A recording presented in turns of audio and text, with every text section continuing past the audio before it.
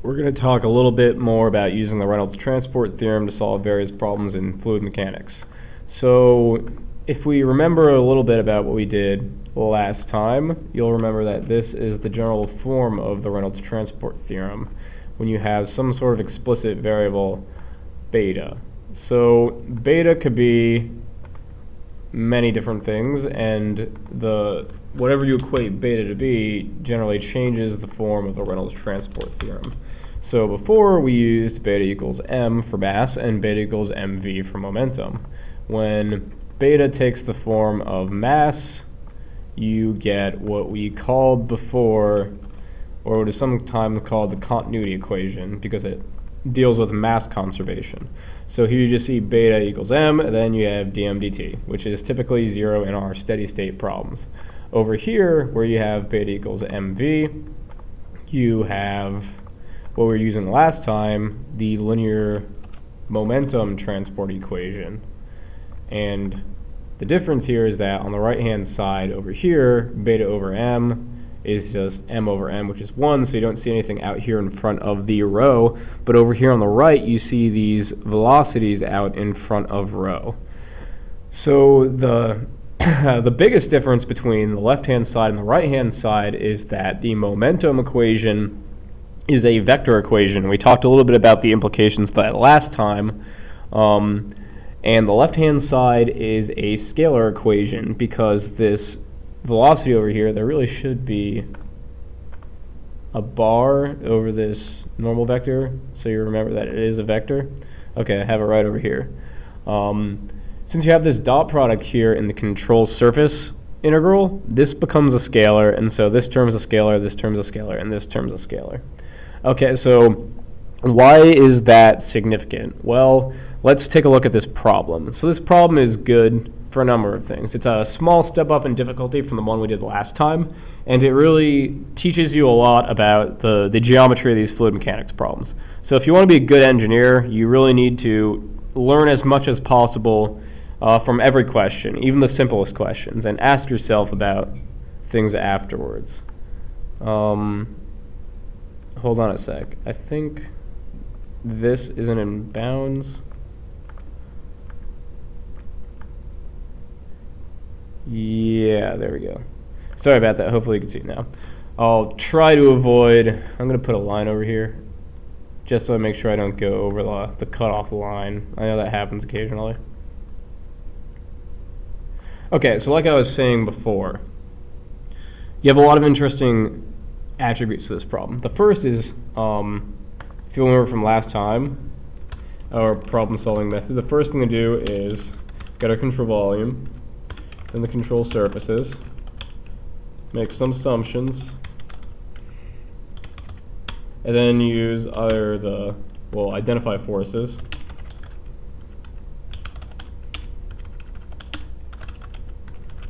sorry, I'm misspelling everything. We use the Reynolds transport theorem or the continuity equation, and then we solve. Okay, so here there's a fundamental question. Should you use the linear momentum equation, or should you use the continuity equation? I'm going to tell you, if you're doing energy equations, if you're doing angular momentum equations, if you're doing linear momentum equations, you should generally start out by using the mass equation or the continuity equation. Typically it'll never fail you. The other ones you need to be a little bit more careful with, and I'll try to point that out here. If you were to try to attack this problem directly using linear momentum, the problem you'd run into is that nowhere in this problem description does it tell you about the pressures at these inlets or at this outlet. So you don't know what the pressure difference is between these two. And you can't simply assume that the pressure difference is 0 because information isn't given. That will actually get you an answer that doesn't make a whole lot of sense. The other thing is that I was saying before, okay, it might be obvious that your control volume wraps around the entire system. Let me put that there. That's our control volume. But particularly when you're using the continuity equation versus when you're using the linear momentum equation, you need to be a little bit careful about where you make your control surfaces. So if I was using the linear momentum equation, I would say, all right, this is a control surface. After all, that's where it comes in. This is a control surface. That's where this comes in. And lastly, this is a control surface because that's where this goes out. The difficulty here is that these control surfaces aren't all collinear. In other words, I have this going right to left, and I have this going right to left, but the flow going through this control surface is going to go vertically. So that means you have a two-dimensional linear momentum equation to solve. And furthermore, that implies that if this is going to be some sort of static system, which it is, we assume that this doesn't just fall apart the moment we send water through it. If this is some sort of static system, then there has to be some sort of reaction forces in here that's holding up the system. Because otherwise, you have flow going upwards with nothing balancing it in the downward direction.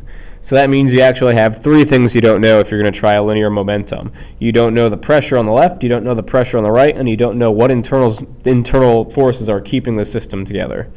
So you really do have to solve this problem using the continuity equation. So that's what I'm going to do.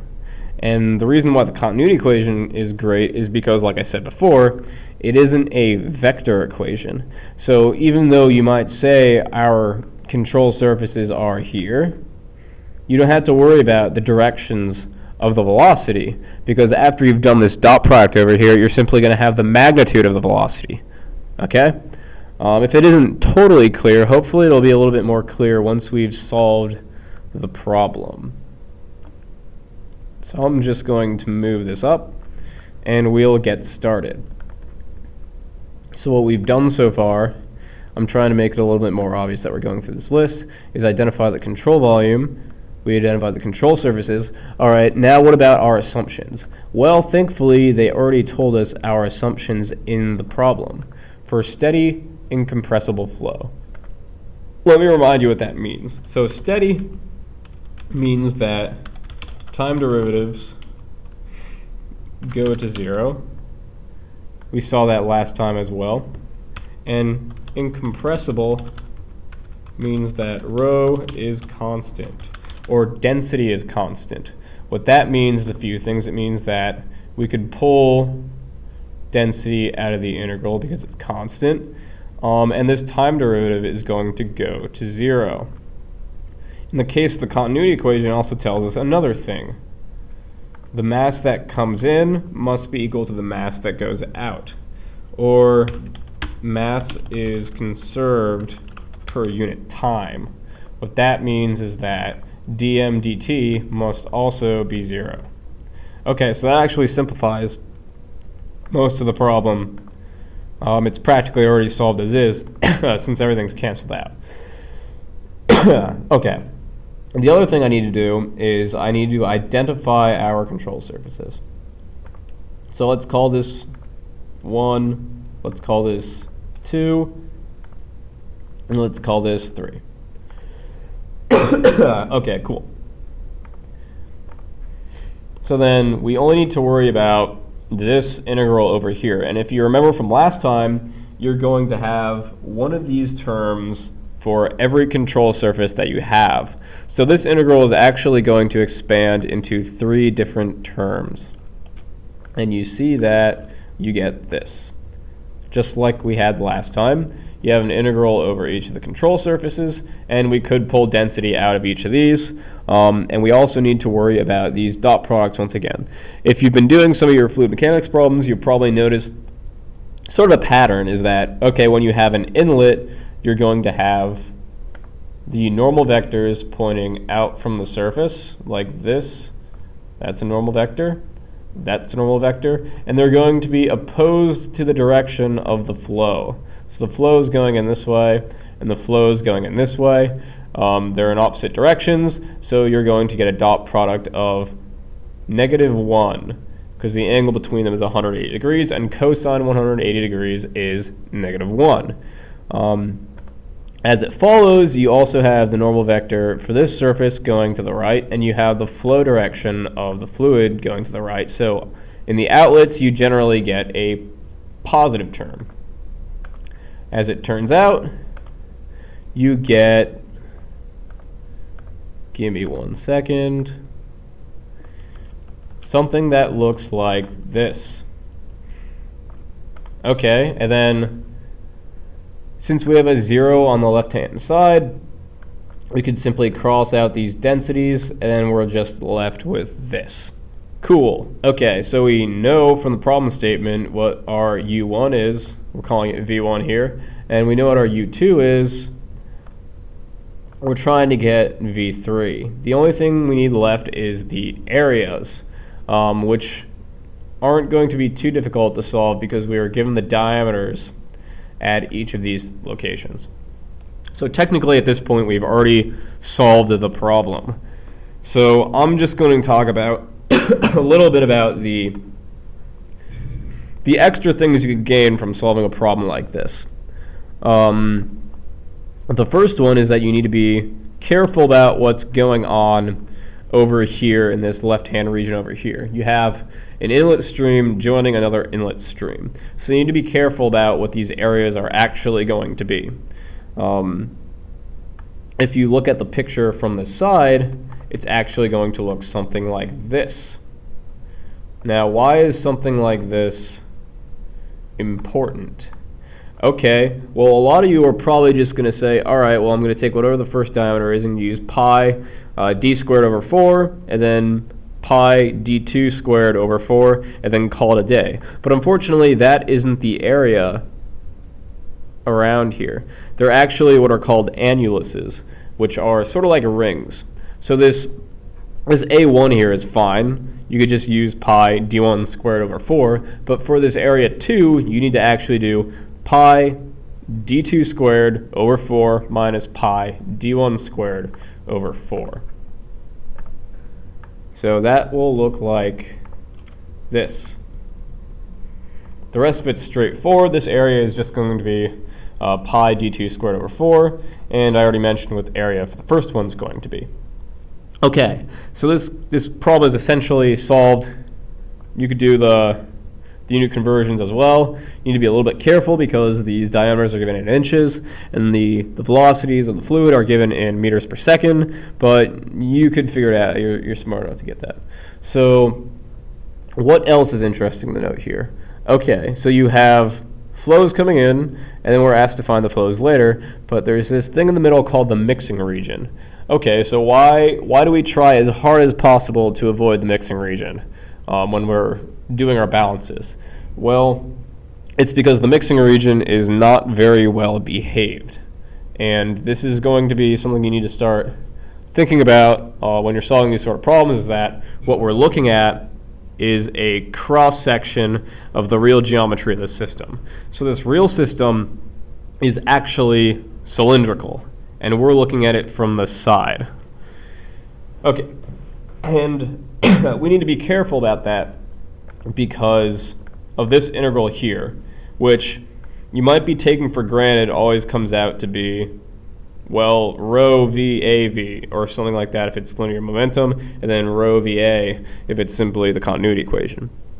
You can't always be that, well, it can't always be that convenient where you just basically don't do the integral. And the time to realize when you can't just simply do that is important. So when can you not simply do that? Well, that occurs with this. When V is or is not a function of R. If V is not a function of R, then you're totally fine. You can do what we've been doing. But when V is a function of R, that's when things get a little complicated. Let me expound upon that a bit more. So when you're looking at the flow of this system, what you're looking at is something like this. The fluid comes into the barrel, like so, and comes out at the end. Okay, but if you look at this mixing region here, what it's telling you is that the velocity of the fluid towards the center is going to be greater than the velocity toward the edge. And the reason for that is typically these pipes are not completely smooth, so there is some drag force on the edges of the pipes. So you'll see slow down at the edges, and as as the color gets warmer, I'm trying to imply that the velocity gets higher. Towards the center of the pipe, you'll see higher velocities. And the reason is, let me try to sort of demonstrate it like this. Your flow through the pipe looks something like this, where the pipe is basically pulling backward on the fluid due to the drag like this, and some of the fluid gets ahead. So moral of the story is you get higher velocities toward the center of the pipe. Okay, why do we care about that?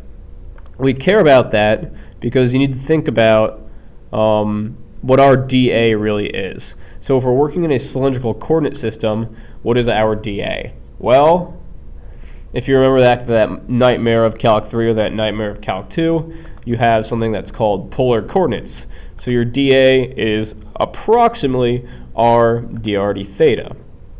So that's essentially if you have a circle like this, and you integrate it around from 0 to r, and then from 0 to 2 pi, you eventually get that pi r squared, or that pi d squared over 4 that we've been using for our areas over and over again. Okay, well the problem is if your velocity depends on r, then your integral changes.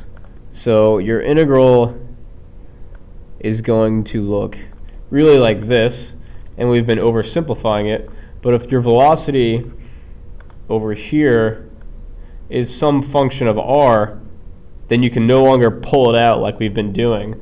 Usually we pull out the velocity and we pull out the density, and we simply do, well, okay, here this is for linear momentum. We pull this out as well, and we simply do this integral with these, which always comes out to pi r squared.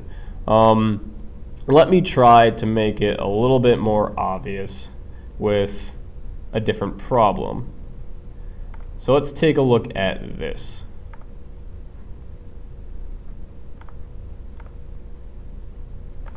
Okay, so similar kind of problem here. We're told we have flow through a pipe, and we're told that at the beginning it has a velocity profile, is what they call them, like we're usually dealing with, and then over here we have that parabolic velocity profile. Okay, and here we're told that the velocity at this second point is written like this. And over here they're saying it's different for laminar, it's different for turbulent. You'll hear a lot more about that if you're in a transport class. I'll probably do a video on that eventually, but let's not worry about that right now. Just know that they're different flow geometries, so they have slightly different properties. Okay. Okay, so let's discuss how to solve a problem like this. So here, once again, we're going to have to use either the continuity equation or we're going to have to use the linear momentum equation. And here, unfortunately, we can't simply default to the continuity equation because it says write the drag force as a function of these variables. So immediately off the bat, if we're discussing something like a drag force, then that's a vector quantity. We're going to have some sort of vectorized equation. So we can't just use the continuity equation. It might still be useful to go through the continuity equation, but that's not what we're really looking for here. So if you remember back to our linear momentum equation from last time, it typically, for steady incompressible flow, it simplifies to this. Remember, if it's steady flow, then that control volume term cancels out. And on the left-hand side, if you use Newton's law, you get the sum of the external and internal forces, which we're looking at here. Okay, so first let's deal with the left-hand side. And I'll try to do that in blue. Okay, so what forces do we have on the system?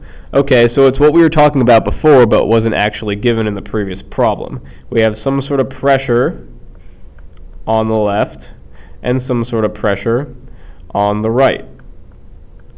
There's always some sort of driving pressure if you're going to use linear momentum.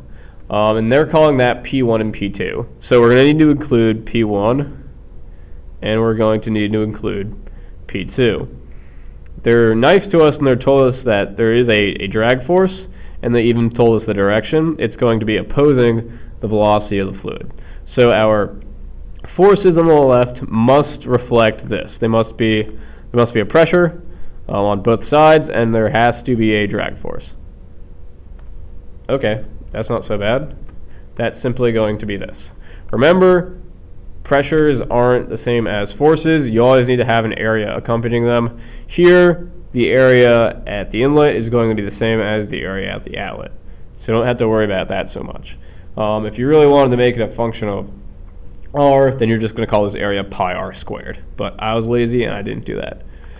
Okay, what about on the right-hand side? That's with our control surfaces. Okay, so if our control volume is going to be this entire system, then our control surfaces are once again going to be at the inlets and outlets. So that's going to be here, and that's going to be here.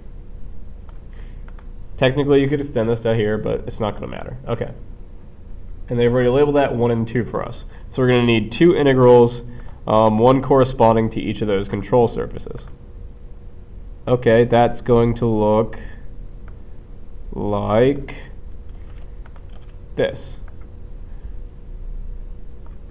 Hopefully nothing. Oh man, it's already out of bounds again. All right, let me try sliding that over. I'll put it down here for now.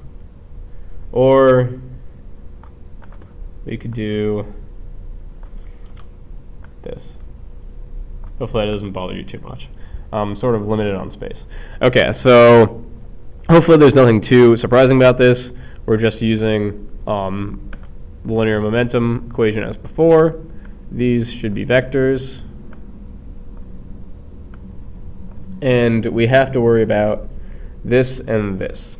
Now ordinarily, if you're in the habit of solving these steady incompressible flow problems, you would just go, okay, whatever, this is going to simplify to rho v AV, as it usually does. But you need to be careful again, because on the left-hand side, that'll certainly be true, but on the right-hand side, not so much. Remember, the reason we could get away with doing that rho VAV thing is that at the inlet, this velocity over here doesn't depend on the radius. So again, if you're on the circle that represents that inlet, then wherever you are on the circle, you're going to have the exact same velocity. So you could pull the velocity out, you could pull a rho out. Once you've done this dot product, you could pull the magnitude of the velocity out, and you'll be completely fine. So that will look like this. And again, it's at the inlet, so the normal vector will be in opposition to the flow. That's why it's negative. And again, it needs to be a vector. That's why this one comes out. Remember, that's still a vector. This one's a magnitude.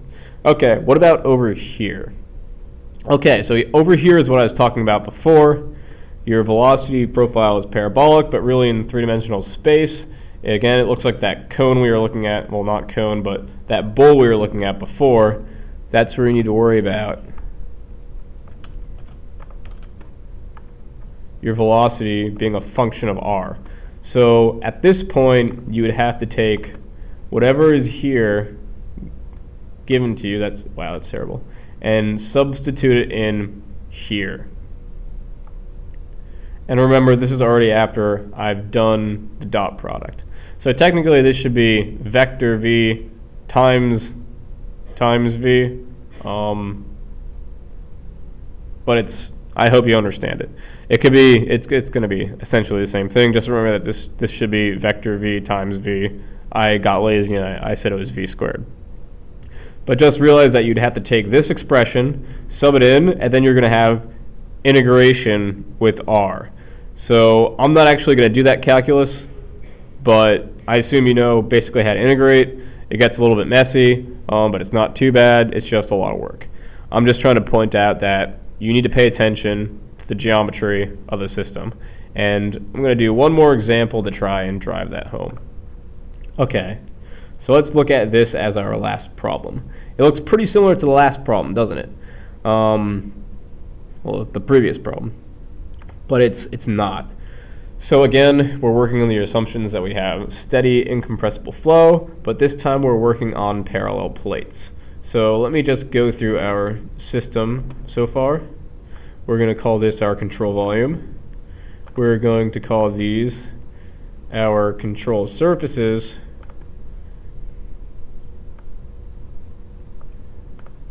And what we're looking for is the maximum value of V sub x.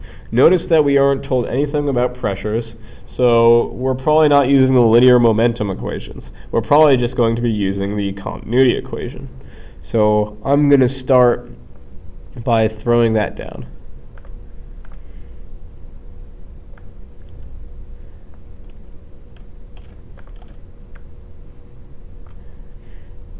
And notice our assumptions are already that it's steady and incompressible, so mass is conserved, time derivatives go to 0. Again, we're only worrying about this integral at the inlet and this integral at the outlet. Okay, one other thing. We should pay attention to what we're talking about here. The flow develops into a parabolic profile, and we're looking for the maximum value. Okay, so if you're given a function of x, and you're looking for the maximum value of that function, what are you going to do? Well, you're going to remember back to Calculus 1, and you're going to say, well, I'm going to take the derivative of that function, and I'm going to find the critical points. Because, well, that's the way you find maximums. And that's going to look something like this.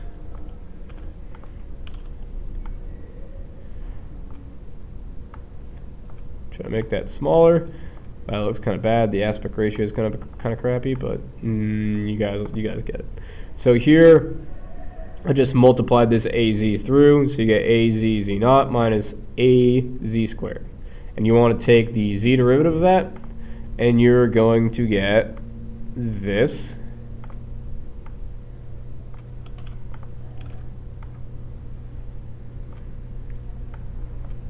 And this is equal to this. And if you're trying to find the maximum value of Vx, you want to set this equal to 0. Well, sorry, you want to find the value that gives the maximum value of Vx. And if you do the algebra quickly on that, you'll find out that it's going to be that.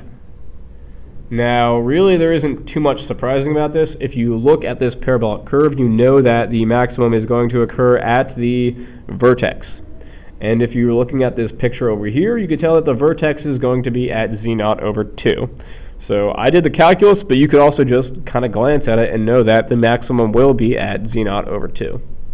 So I'm going to hold that in the back over there, just so we keep that in mind as we go further into the problem. Okay, so back to the continuity equation. We have our inlet and our outlet. That's going to look like this. Cool. Okay, so you should be getting pretty used to seeing the equation in this form. It doesn't change every time. It's basically the same thing every time. Give me a sec. I need to make this longer. Okay. So once again, we're tasked with evaluating both of these integrals. Okay, so here you're saying, so this is exactly the same as the last problem. Well, it's close, but not exactly. So if you remember the last problem, we were looking at a circular tube, but now we're just looking at two plates that are kind of pressed together. So really what you're looking at is a box, and then at some point later on, looks like this. And these two plates are on the top and bottom. So pretty much this surface on the bottom and this surface on the top are being pushed together, and that's what's creating your stream is going through that sort of geometry. And from here to here is what you're calling your Z naught. The awkward thing is that we're not told the other dimension for this box. So when you're coming up with your areas, you need some sort of other dimension. So we actually need to define that. So let's define this second dimension as a width W. And a lot of people get freaked out about this because it's not in the problem, but you need to be able to do that to be able to solve the problem. And you'll see that it doesn't really affect the problem too much at the end, and that should make sense. So if you're going to do what we have just done, then you need to transform your dA into the coordinates that we're using. And our dA is going to be equal to dw dx, because when you integrate over 0 to z naught and 0 to w, you're going to get w times z naught, and that'll be just the area of this box. Especially when it's constant, like on the left-hand side. So over here you see that we're simply going to get v naught times the area, as we were talking about before. I should note that since 0 is on the left-hand side and rho is the same on both, I've canceled it out and there's no rho appearing here anymore. So on the left-hand side, you'll see that we're just going to get our velocity times our area like we've seen in the past using the continuity equation. But on the left-hand side, you need to be, again, more careful, and you actually need to integrate this function that we're given for the velocity profile. Don't get caught up on the algebra too much or the calculus too much. I'm just going to give you what it turns out to be. That turns out to be this. And again, you need to integrate. The w comes out. Notice that, how I said earlier, the w didn't really matter so much. That's because we have a 0 on the left and we have two w's on the right. We could just cancel them out just like that. So it doesn't actually end up mattering in the end. And let's fast forward through all this calculus and algebra, and we're going to get this. Okay, so why are we doing all of this? We should go back and ask ourselves that. Well, we're looking for the maximum value of Vx, and we know that that maximum occurs at z naught over 2. And we're given a function Vx, and that function takes z as a variable. So really what we're looking for is this. Vx evaluated at z naught over 2. The problem is we don't know what this a is. But using the continuity equation, we could find out what this a is. That's what we've been doing so far. Sorry if that was a little unclear up till now. So if you do all the algebra over here, what you'll find out is that a is given by this. That's just a bunch of rearrangements. Don't get too caught up on all the math. It's not really important. What's more important is seeing the process of how we're going through this. So now once we have a, we could sub that back into here, and we could get our final answer.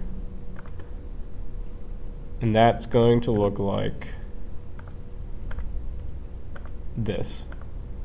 I recommend you sort of go through all the math by yourself at home, but again, it's not particularly illuminating, shall we say. So if you don't want to do the math, don't do the math, just understand the concepts that we used to arrive here. That's what's more important. So your final answer will be 6/4 v naught. All right, hopefully you've learned to think a little bit about when you can pull that velocity out of the integral, and a little bit about thinking about the geometry of the fluid mechanics problem before you attack.